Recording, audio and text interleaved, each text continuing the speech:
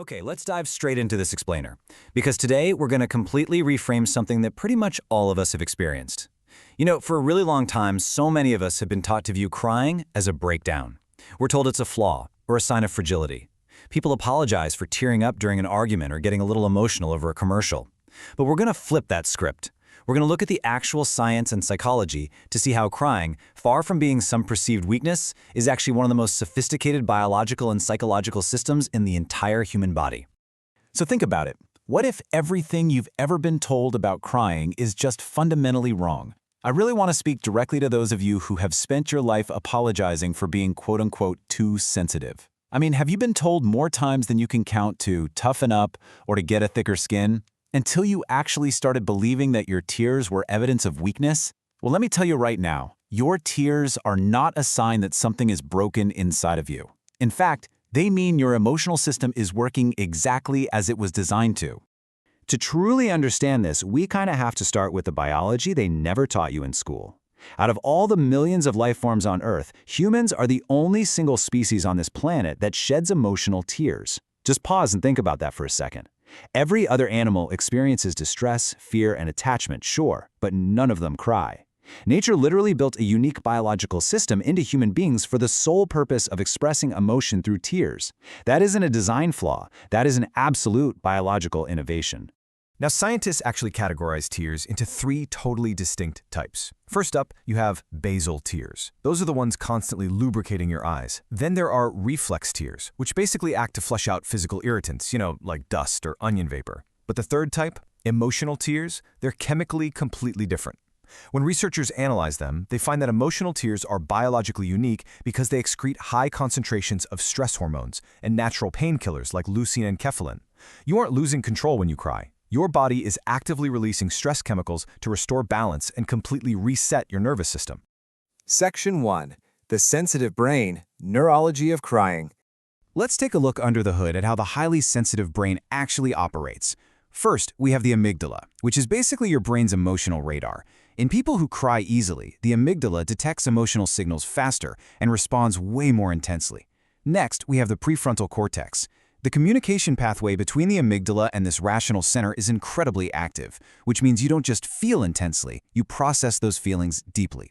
And finally, the mirror neurons. These cells fire when you observe someone else's actions, and in highly sensitive people, they fire so vividly that you literally absorb another person's suffering.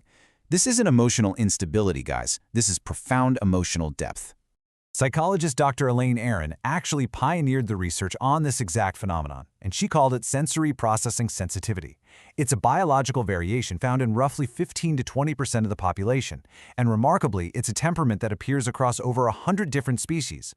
So it is absolutely not a disorder, and it's not a malfunction. If you cry easily, your brain isn't too sensitive. It's simply a higher resolution instrument operating in a lower resolution world. Section 2. Childhood Roots. Where it begins. Stop crying. Man, how many of us heard that growing up?